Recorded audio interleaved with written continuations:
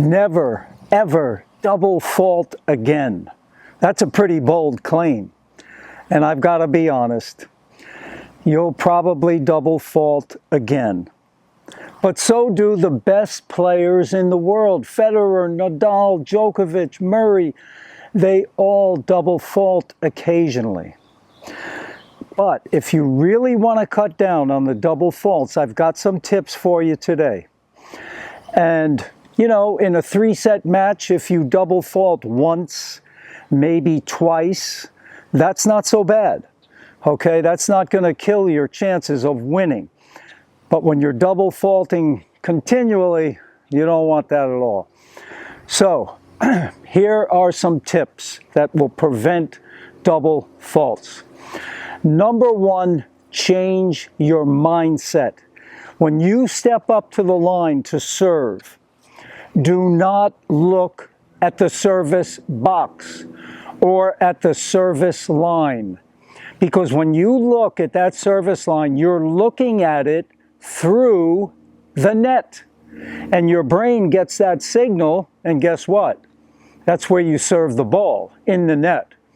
So you have to look at a spot above the net. Now you see I have those X's on the back fence. We see those X's. That's where you want to look, above the net. You don't want to look at that service line, because when you look at that, you can see you're looking at it through the net. It sends the wrong signal. Look above the net. That's number one. Because that's one of the biggest mistakes on double faults, serving into the net.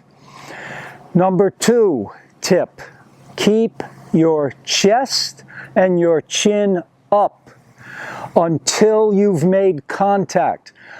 You're watching the ball as you hit that serve, and your head should be up, chin up, chest up at contact. Make contact, you'll see the blur of the racket go by, the ball is gone. Now you can come down and get ready. But keep your chin up, your chest up. Again, that's going to prevent hitting in the net. The third tip, this is the biggie. You have to learn to use spin to pull the ball in the box. Because many players, they don't have spin. And if you don't have spin, you have a big problem. The reason you have a problem is because you have to keep the ball relatively low, close to the net. If you hit the ball too high over the net, the ball simply sails long because it has no spin to pull the ball back into the box. So you've got to learn how to spin the ball.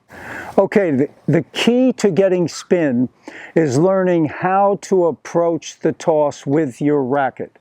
Now, if I was hitting the ball flat, the racket's coming straight into the ball. The problem with a flat serve, I mean, if you're on that day and you're feeling confident and you can keep the ball within, 1 to 3 feet over the net, you're going to have some good first serves. But if you get the ball up higher than that, the ball's going to go long because there's no spin to pull the ball down. So instead of approaching the ball this way, flat, you're going to approach the ball from here with the racket. And the racket's going to be going forward into the ball, but it's also brushing the ball.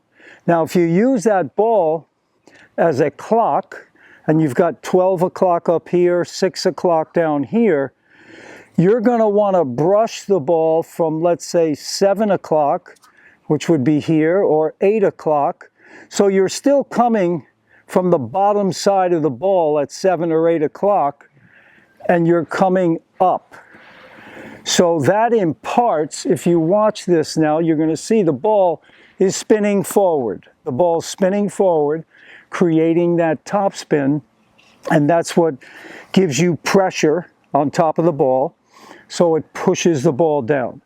So the best way to start that, choke up on the racket, and just have the racket in this position so you're approaching the ball, the racket's approaching the ball on edge.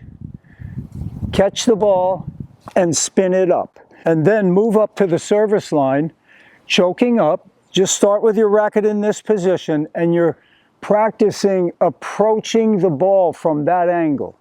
So instead of coming flat, you're coming from here and brushing at that 7 or 8 o'clock spot.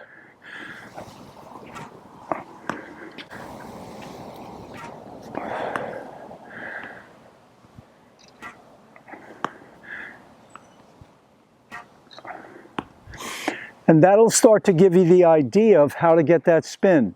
And then gradually move back to mid-court and then all the way to the baseline. Bring your hand down and see what you can do to start imparting that spin.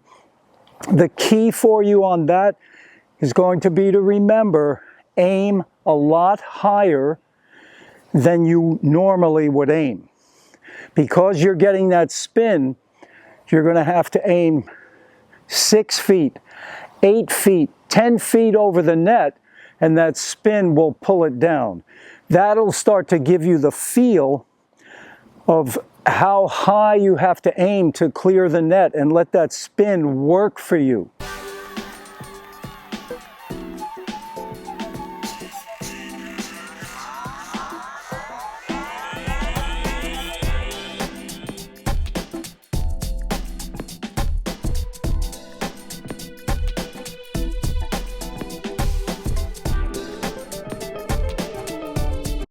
Okay, let's take a look in slow motion.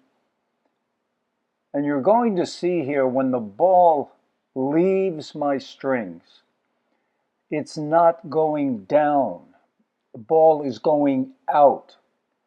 I'm not thinking down. I'm focusing on clearing that net by a very safe margin.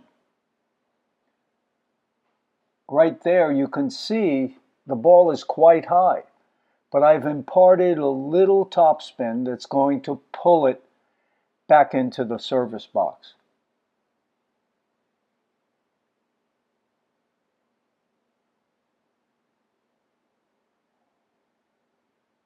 Okay, here again in slow motion.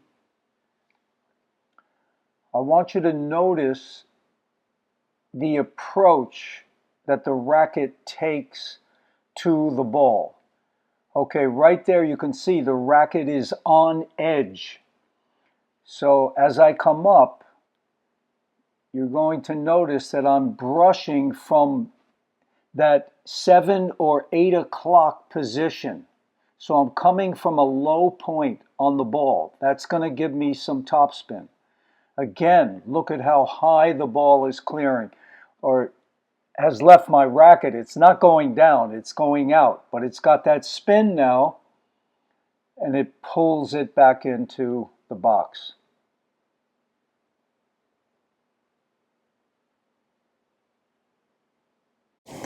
Another thing that you want to do to help prevent double faults is to, instead of hitting every first serve totally flat, use a little spin on the first serve. That's going to increase your percentage of first serves in and decrease those double faults. But then on the second serve, you're going to go for a lot of topspin, high net clearance.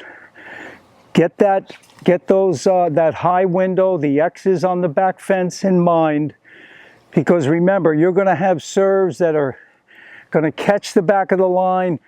They might even be that much out, but your opponent's going to give you the benefit of the doubt.